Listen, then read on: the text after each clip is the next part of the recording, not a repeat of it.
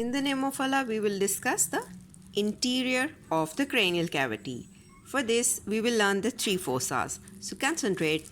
This is the anterior cranial fossa, this is the middle cranial fossa, and this one is the posterior cranial fossa. So concentrate on the anterior cranial fossa. It is bounded anterolaterally by the frontal bone, and in the very center or floor you can see the ethmoidal bone, which is showing its cribriform plate, right? And these are the orbital plates of the frontal bone. Now we can concentrate that posterior margin is formed by the lesser wing of sphenoid on both sides, and then you observe the anterior clinoid processes on both sides. This is the prechiasmatic sulcus. This is the tuberculum sali, and now we will see what lies in the floor. As I have told that in the center you see the cribriform plate of ethmoid and a projection here called as crista galli. And before that you can observe the frontal crest here, and the foramen cecum could be there. And on the adjacent sides of the crista galli you have got the anterior ethmoidal canals and the posterior ethmoidal canal, and these are meant for running the vessels of the same name, right? Now you can see this is the sphenoid bone, and this area is the body of the sphenoid bone, and this is the lesser wing of sphenoid bone.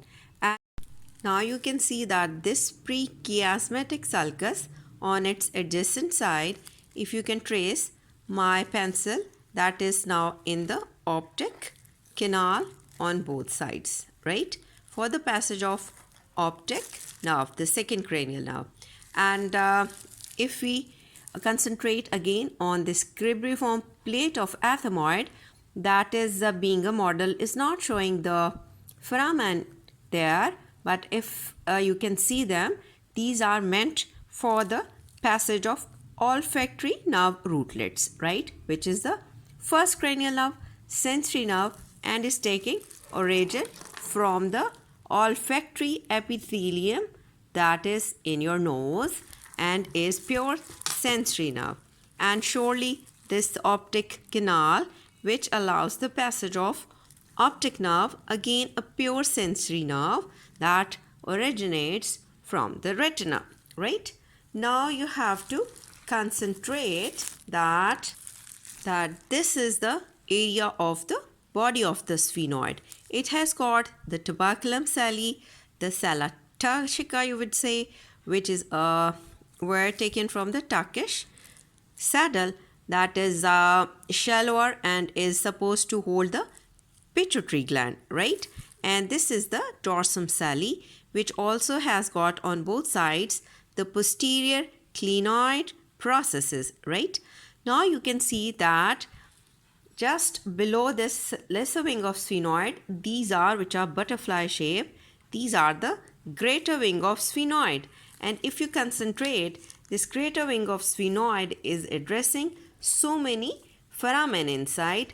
But before going to the detail of foramen, I would like to show you the superior orbital fissure that is meant for the passage of third, fourth, sixth cranial nerves, the oculomotor, the trochlear, and the abducent, and one division, that is the ophthalmic division of the trigeminal nerve, is also supposed to pass through it. Now just below it there lies a foramen that is known as, where my pencil is, this is rotundum, and just posterolateral to it, this is the foramen ovale, and just posterior to it, posterolateral you would say, is the foramen spinosum. And sometimes we observe emissary sphenoidal foramen as well. So what we can make an abbreviation which is popular among the students for so many years, made by me, would say, that is the ROSE, that is a rose. So you should remember the name of the foramen and the structure passing through it. Through the retandum, you will mention the maxillary division of the trigeminal nerve is supposed to pass. Then from the foramen avail, the mandibular division of the trigeminal nerve is going to be passed, right? And what else you see? That this area just lateral to these are the greater wing of sphenoid, and this area is the temporal bone, and this plate-like area is the squamous part of temporal bone, and this elevated area on both sides is the petrous part of temporal bone, right? So petrous part on both sides, and these are the squamous part of temporal bone on both sides. And if I can show you, this is the parietal bone on both sides, on this side and on this side.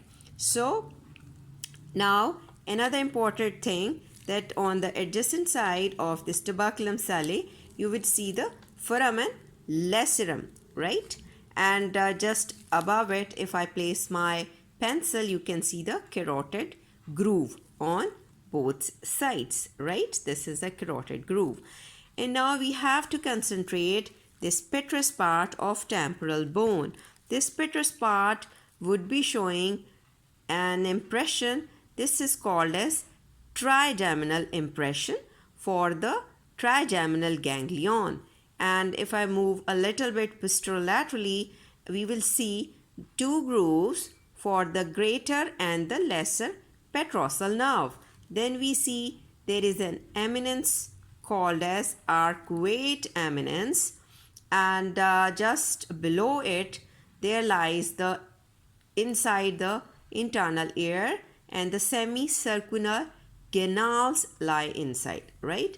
And then we move towards the another plate-like structure called as tegmen tympani, right, which is present between the petrous part of temporal bone and the squamous part of temporal bone. Here is the tegmen tympani, right? Okay, this area is called as clivus, formed by the sphenoid bone and the occipital bone, because this hole is the occipital bone. And what special thing now you are supposed to see in the posterior cranial fossa? Definitely we will learn, or we have learned, the boundaries, that being bounded by the petrous part of temporal bone and the dorsum sali, and again the petrous part of temporal bone. These lie anteriorly, and posteriorly you find the occipital bone, and in the very center you see a large foramen, that is the foramen magnum, right? This area is called as clivus, formed by the sphenoid bone and the occipital bone. And now concentrate, I will show you that on the lower part of this petrous part of temporal bone you see a foramen, that is the internal acoustic meatus on both sides, and it is supposed to allow the passage of 7th and 8th cranial nerve, which are facial and the vestibulocochlear, right? And then you can observe below it there lies the jugular foramen. This is jugular foramen, and this is jugular foramen, and this is the glossopharyngeal notch here. This allows the passage for the cranial nerve 9th, 10th and 11th, that is the glossopharyngeal, the vagus and the cranial part of accessory nerve, which is 11th one. Now what main structures you would observe running through this foramen magnum? The part lies of the brain, the medulla oblongata, and then dip down the spinal cord, and you can see the upward running of the vertebral arteries, and then of course definitely the spinal part of accessory nerve on both sides, because the spinal part takes origin from the upper 5 spinal segments. And now after reaching into the cranial cavity, it will join the cranial part of the accessory nerve, right? So they both part will meet and then finally exit through the jugular foramen. And what else you see? You can see there lies the internal occipital crest, and this area is the internal occipital protuberance. This is the area where the confluence of sinuses takes place. Now I will show you various grooves for the various sinuses. Now see quickly, this is the area for the occipital sinus, and from here on both sides you see the groove for the transverse sinuses, and these transverse sinuses, they are joining the groove for sigmoid sinuses, right? And here lies the groove for superior petrosal sinus, and here the inferior petrosal sinus, definitely on both sides. So we will learn the transverse sinus that moves into the sigmoid sinus, and the both sigmoid sinus reach towards this jugular foramen, and here they will join the superior bulb of internal jugular vein, and this is the placement where the cavernous sinus lies. And you can see this clivus that will be showing the placement of basilar plexus of veins, right? Now we will quickly review the passages of all the 12th cranial nerve. The olfactory nerves, they are supposed to pass through this cribriform plate of ethmoid, which is first cranial nerve.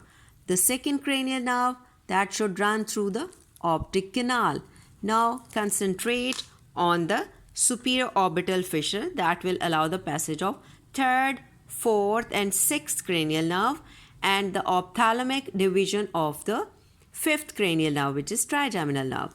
Then you will see the foramen rotundum for the passage of maxillary division of trigeminal nerve, foramen ovale for the passage of mandibular division of trigeminal nerve, right?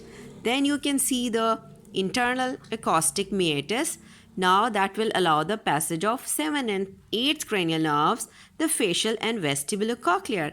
Then concentrate on the jugular foramen for the passage of glossopharyngeal, the 9th, vagus, the 10th, and the cranial part of accessory, the 11th. And of course, the spinal part comes from the foramen magnum, right, of the accessory nerve. And one thing left is that on the adjacent side, you would find another foramen called as hypoglossal canals for the passage of last but not the least, the hypoglossal or 12th cranial nerve. Okay.